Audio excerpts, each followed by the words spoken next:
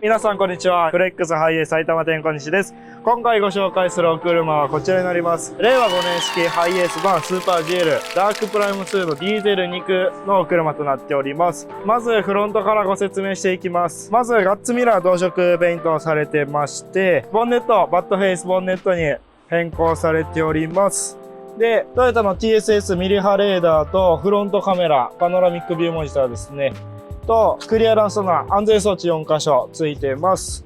で、フロントスポイラーがオリジナルのデルフィノラインフロントスポイラーついてます。はい。で、細かいところなんですけど、ドライブレコーダー、アイアンマンの限定のやつですね。こちら、前オーナーさんから装着済みになってます。はい。で、サイドですね。サイドドアバイザー、社外品ついてます。で、タイヤホイールですね。アルミがバルベロのアーバングランデ17インチに、グッドイヤーのナスカータイヤ、ホワイトレター17インチ入ってます。はい。で、フィルムも貼られてますね、すでに。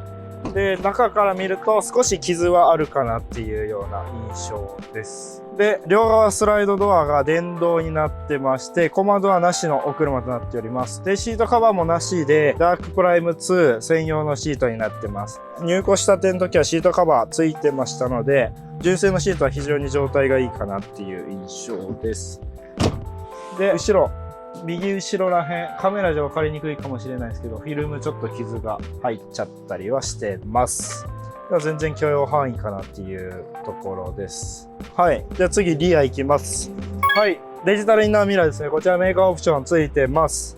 で、テールランプの方がきらめきレッド。こちらも製作してないものになりますので、非常に珍しいテールランプになります。で、リアにもフロント同様安全装置が4箇所ついております。で、リアゲート開けるとこのような形になってます。特にベッドキットとかは今回つけてませんので、お好きなベッドキットを選んでもらうでも、お仕事用とか荷物積む用としてこのまんまの状態も可能な車両になってます。はい。じゃあ次、運転席行きます。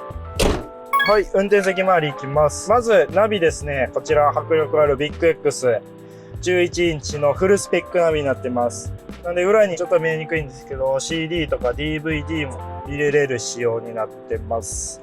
で、さらに HDMI ポートを増設してありますので、YouTube や Netflix とスマホミラーリング可能になってます。はい。で、デジタルインナーミラーもしっかりと映っております。はい。で、もちろん助手席のエアバッグであったり、助手席のコンセントっていうのもついてます。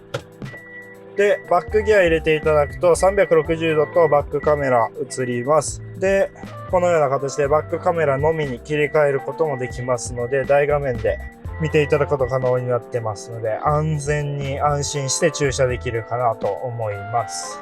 はい。で、ドラレコですね。内側は特にアイアンマンではないんですけど、こちら電源入れていただくと、マーベルのオープニングからのアイアンマン映ります。はい。こういったちょっと遊び心も一ついいかなと思います。はい。いかがだったでしょうか。走行距離が63,000キロ。ディーゼルの車になりますので、まだまだこれから走っていただけるかなと思います。ここからさらにカスタムも全然受けたまっておりますので、お気軽にご連絡お待ちしております。以上、ご視聴ありがとうございました。